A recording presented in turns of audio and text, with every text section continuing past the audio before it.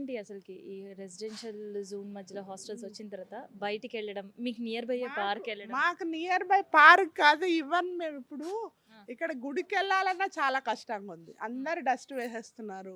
ఇంకా అది వేరే అన్ని హాస్టల్స్ ఉన్నాయి. ఇంకా అవి కూడా చూడలేకపోతున్నారు, తెలుసు కదా అందరికి.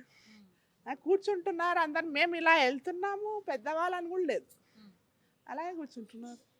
మరి ఏం చేయాలి? మేము అన్ని భరించిన మా లేన్ అయితే మాత్రం ఏ హాస్టల్ లేదు.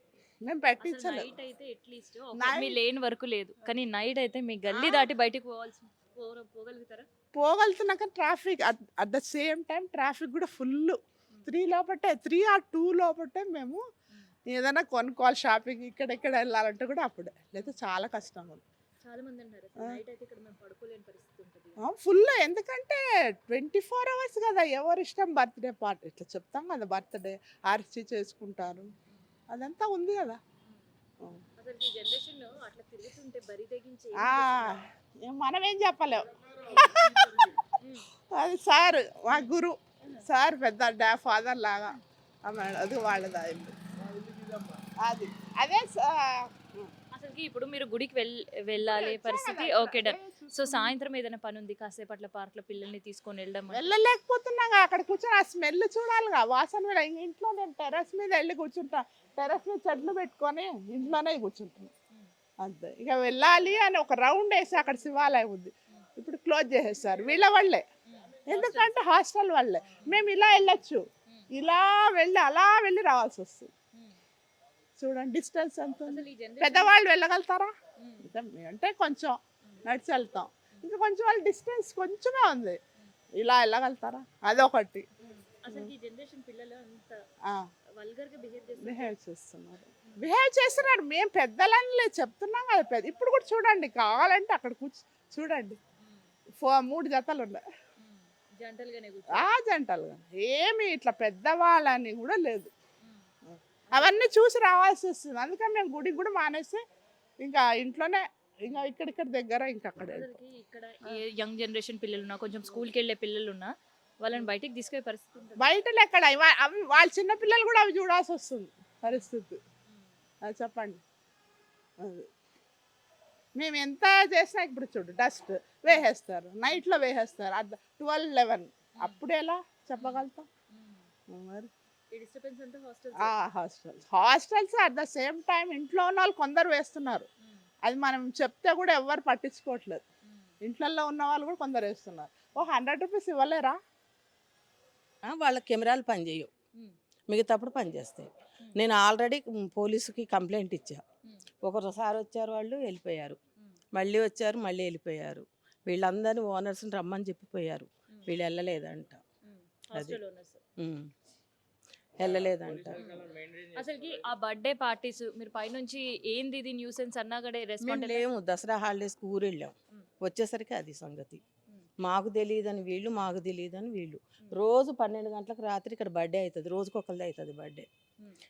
ఈ గోడ గురించి గొడవ అయిన తర్వాత ఆ బర్త్డేలు ఆగాయి, ఆఫ్ చేశారు. మాకు కారు ఉంది, కానీ మా కారు ఎట్లా వెళ్తుందండి ఈ సందులో? ఎట్లా వెళ్తుంది ఒకసారి చూడండి. బండ్లు డే అండ్ నైటు, ఇటు సైడ్ చూస్తే 2 సైడ్లు, అటు చూస్తే ఇటు, అక్కడి వరకు. పోలీస్ ఆయన వచ్చి చెప్పిపోయిండు, వాళ్ళ ఇంట్లో హెల్త్ బాగాలేని వాళ్ళు ఉన్నారు, తీయండి అట్లా అనేసి. చాలా మున్సిపాలిటీలో కూడా కంప్లైంట్ ఇచ్చా.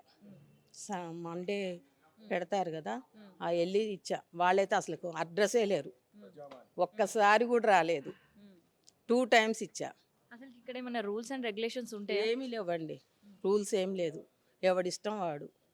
ఆడోళ్ళు మగోళ్ళు. ఇక మధ్యాహ్నం పూట కూడా అండి, మేము పడుకునేది లేదు. నేను ఈ రూమ్లో పడుకుంటాను కదా, కాసేపు పడుకుంటే చాలు మధ్యాహ్నం కూడా అంతే పెద్దగా మాట్లాడతారు. పడుకున్నారేమో కాసేపు చిన్నగా మాట్లాడదామని ఉండదు. డే అండ్ నైటు 2 గంటల దాకా ఇదే. తెల్లవారుజామున 2 గంటలకు అప్పుడు కొంచెం నిద్ర పడుతుంది.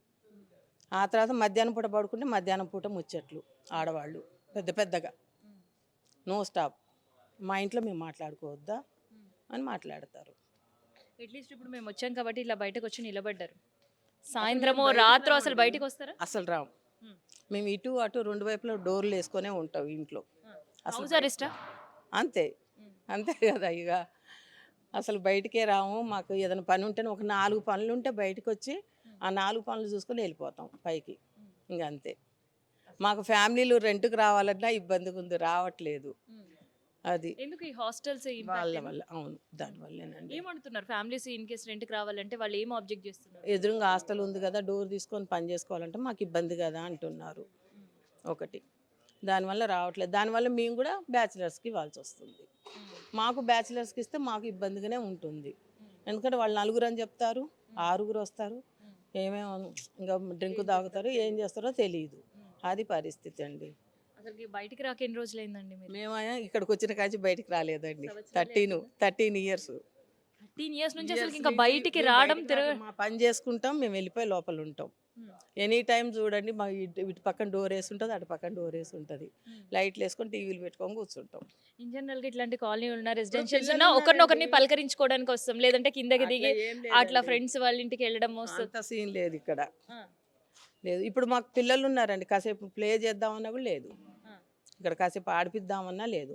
11 ఇయర్స్ పాప ఉంది. ఇంకా మేము ఆమె ఆడుకున్నంతసేపు కిందికి వచ్చి కూర్చోవాలి, అంతే కదా. మా కోడలు రాలేదు కదా కిందికి, అమ్మాయి ఎంగు కదా, ఎలా వస్తుంది? నేను రావాలి, నాకు కాళ్ళు నొప్పులు వస్తే వస్తా, లేత లేదు. ఇంకా మీరు ఇక్కడే ఆడుకోండి అని చెప్తాను వాళ్ళకు.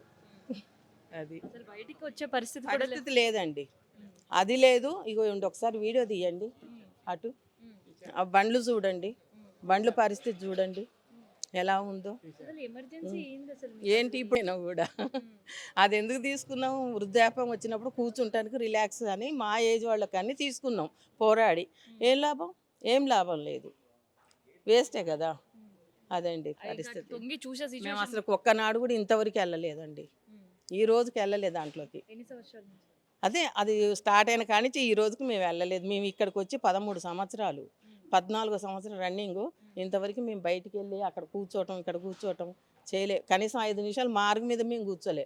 ఇప్పుడు మీరు వచ్చారని 5 నిమిషాలు కూర్చున్నా. సంవత్సరాల తర్వాత, అది కూడా సంవత్సరాల తర్వాత. వాళ్ళు పోలీసు వాళ్ళు ఎన్నిసార్లు ఇన్స్పెక్షన్ చేస్తారు, అదొకటి కనుక్కోవాలి.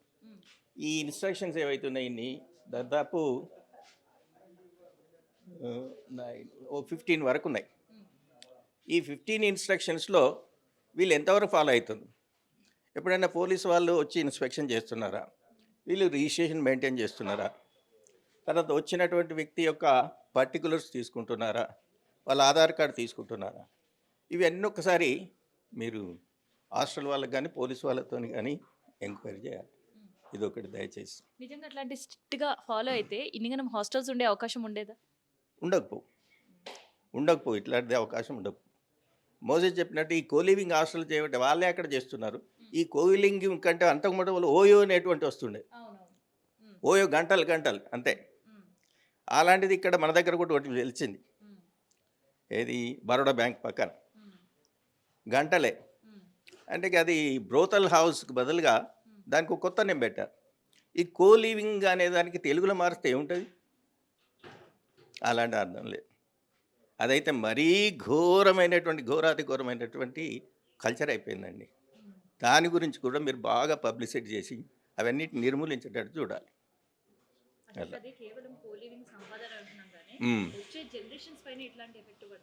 చాలా ఎఫెక్ట్ పడుతుంది. వాళ్ళు తల్లిదండ్రుల మాట వినరు, కుటుంబంలో సోదరుల కానీ సోదరుల మాటలు కానీ ఎల్డర్స్ వాళ్ళ మాట వినరు.